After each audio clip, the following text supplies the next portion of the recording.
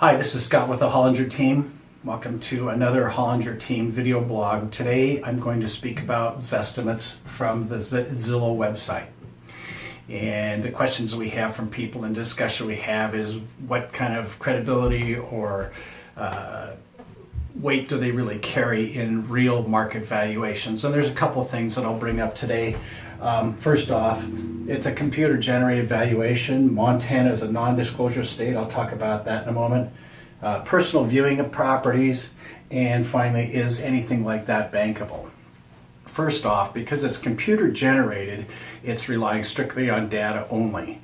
And Montana is a non-disclosure state, meaning that the sale of a property is not of public record and cannot be pulled up into large computer databases to be used to generate valuations.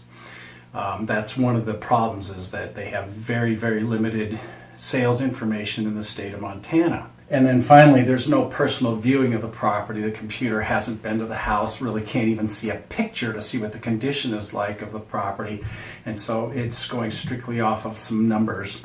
And that's the difference between a personal viewing, like an appraiser would do, where an appraiser can walk through a home and then do some kind of valuation based on other data and pictures that they can look at.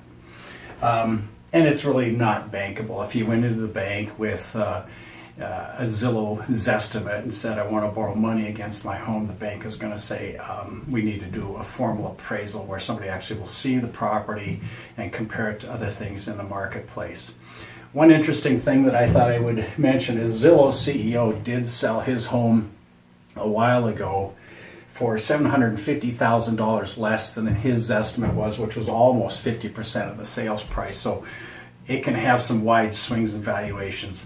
I've included a link below this video for you to look at that particular part of the website, because you can go state by state. If you're out of state, you can see some how reliable it is in other states, and some of the questions and answers that Zillow has provided as far as accuracy in their estimates.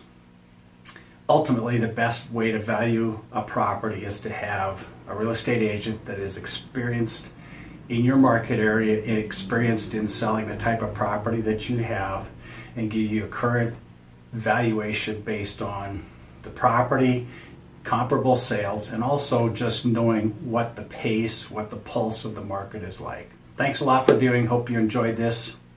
Stay tuned for another good video blog coming up with the Hollinger Team.